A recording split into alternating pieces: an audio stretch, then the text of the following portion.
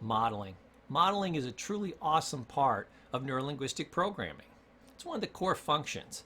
It's how to take any personality trait, skill, or ability that somebody has and duplicate it so that you can have it for yourself faster, simpler, and easier than you could ever acquire it any other way. Simply fantastic. Now we're going to go through and break down exactly how this is done through neurolinguistic programming. Now with modeling, there's basically 5 different areas that we look at: physiology, beliefs, self-talk, visualization, and sequence. We're going to take a look at each. I want you to have a deep and rich understanding of each and every one of these. So let's start by looking at physiology. Literally the way you sit, you stand, you gesture, how close you like to get to people, touch, the pace at which you move, the rapidity. This is also known as matching and mirroring. Why? Because in neurolinguistic programming, and they teach this in a lot of the neurolinguistic programming sales courses, is you can gain rapport with somebody by simply moving the way they move, talking the way they talk, breathing the way they breathe.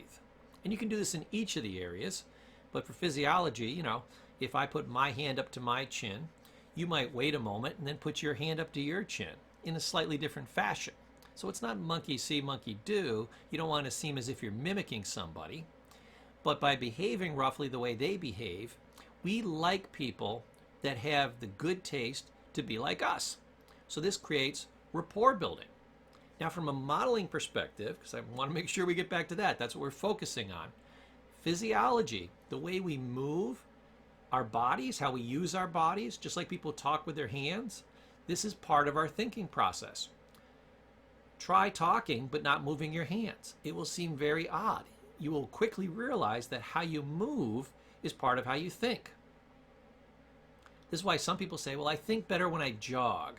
I think better when I get up in the morning.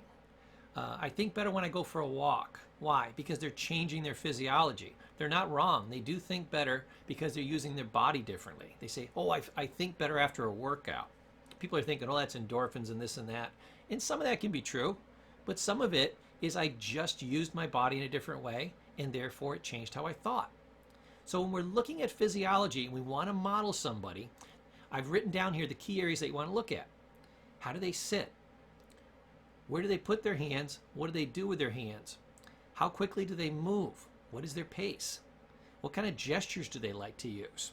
Do they use small gestures, large gestures, fast gestures, slow gestures, small gestures, fluid gestures, jerky gestures, powerful gestures, weak gestures? There's a lot of different kinds of gestures as you're guessing. What kind of expressions do they use? Are they flat in their affect? Are they always smiling? Do they look down? Do they use their face a lot? Do they use it very little? Proximity, this is the comfort zone. How close that person will get to you or won't get to you. How much do they use touch? A little, a lot, none. These are all the things that you want to duplicate if you want to duplicate their system of being in the world, which is what? Modeling. Let's go to the next component. Belief systems. Another part of matching and mirroring. This is getting down to the meat and potatoes of why they think the way they do. This is kind of the why and the how. So belief systems start out with, obviously enough, your beliefs. What do you believe? And also, how do you believe it and why do you believe it? Now, from your beliefs, as you're listening to people's beliefs, they're going to imply certain values. Some people come right out and tell you their values, but mostly you have to look at their beliefs, and then you, by extension, figure out their values. By listening and absorbing, you're also going to learn their morals and their ideas, ways that they think, sequences and ways that they think, philosophies and ways that they think, and an overall general logic system that they use. This is the part that if you want to do modeling, you want to do this matching and mirroring, you want to gain their systems, this is one of the key areas to look at, and these are the key sub areas: beliefs, values, morals, ideas, and logic system, especially logic system. Self-talk, huge. What is self-talk? Simply the way in which you talk to yourself. This is the vocalization, the sub-vocalization that you do in your head. It's everything that you think. If you were listening, if you were mind reading, you would hear somebody talking to themselves. That's what self-talk is. Now, when you're looking at how they talk to themselves, you want to look at the language that they use. And we're going to go more in depth in this later. The expressions that they use. Things like, how was your day? You ask them, how was their day? And they say, oh, just another day in the battlefield. Well, that's part of their self-talk. That's going to make you feel different than if they said, oh, you know, it was a great day. Couldn't be better if I were twins. So, expressions that they use. Basically quotes and phrases and ways of talking to themselves. Tone. High tone, low tone, up tone, down tone, pessimistic tone, all kinds of different tones. Optimistic tones. Analogies. I gave you an example. Just another day in the battlefield. Couldn't be better if I was twins. These are analogies. Something that means something else. It's a way of describing the world to themselves. Very important. Emotions. Emotions come from the way you talk to yourself.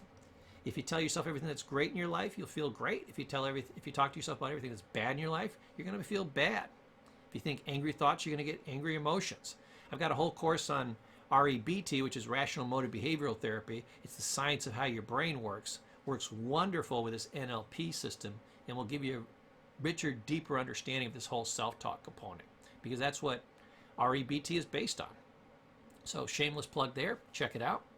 Sequence. What you say to yourself. First I talk about this, then I talk about this, then I talk about this, then I talk about this. It shows you their system for doing things, their way of expressing these things in their mind, and the specific sequence they do it in. Sequence is very important. If I say the dog bit Johnny, that's different than Johnny bit the dog. Huge difference, right? Memories. Part of your self-talk is a picture's worth 1,000 words. So not only will we talk to ourselves verbally, we're also going to picture certain things, and we're going to bring up whole memories, which are what? Pictures and emotions and thoughts and feelings. It's a very rich version of self-talk. Memory is pretty much all-inclusive. Visualization. So we talked about self-talk, but a picture's worth what? 1,000 words.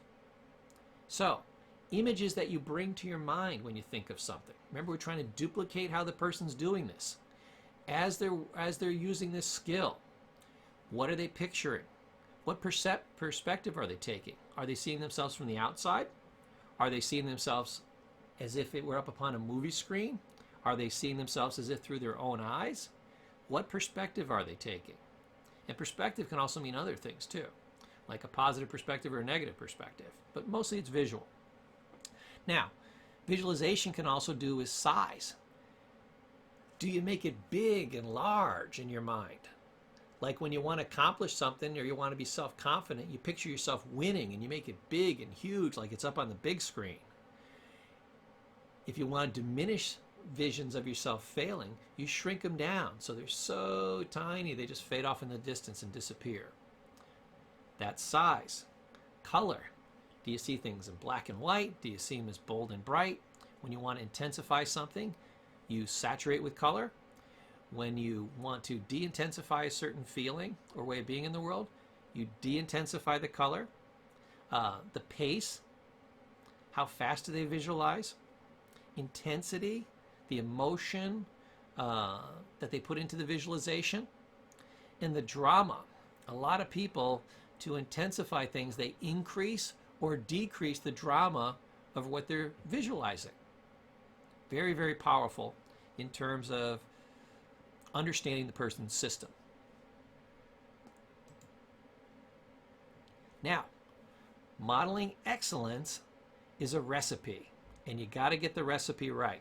A recipe is a set of instructions for how you do something. And if you understand the recipe, and we've talked about some of those components, the visualizing, the physiology, the belief systems, the language that they use, this is all a recipe. So they do it in a certain order and in a certain amount in certain sequences. Now, you have to do it in the right sequence and just the way it's done by the person that you're modeling. If you do that, it'll come out absolutely fantastic. So, we need to use the right ingredients and in the right sequence. So what is their logic system?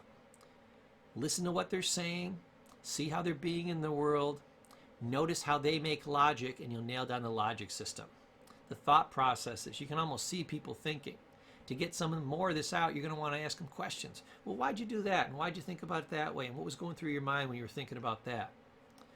To get the visualization, sometimes you got to ask them how they're picturing it. As they're talking, people are always sharing their philosophies. You also want to look at how they're picturing things. You know, say, well, when you have a problem and you're thinking about it in your mind, what do you picture? What do you see? What's that process for you? And feedback. How do they know if they're getting something right or wrong? How do they adjust? Like if you're driving your car down the road, what do you use for feedback? Use visual, use sound. You're calculating in your mind where all the cars are at different times. These are all feedback things. When you have a conversation with somebody, you're looking at their face and visual cues to give you feedback. So as we're modeling excellence, we got to make sure that we have all these components in place.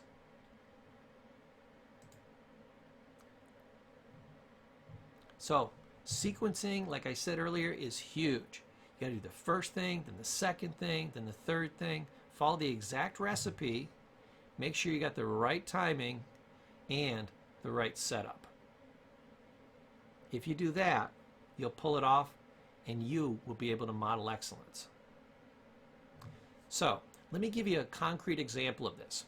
Say you were trying to learn how to be a great sharpshooter. What would you do? You would go back through the pieces that we talked about earlier. The physiology. Okay, you're a great sharpshooter. How do you set your body up? How do you like to lay on the ground? How do you like to get your elbows? Do you relax your shoulders first? What do you do? How do you line up your sights?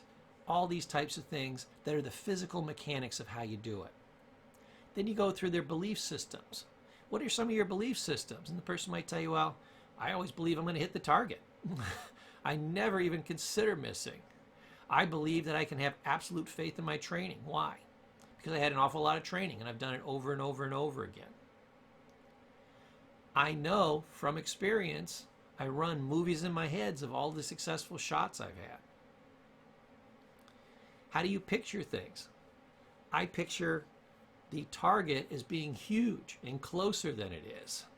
I picture the bullet going right dead center through the target, not a little to the left, not a little to the right. I see a perfect shot before I ever take the shot. I use my emotions.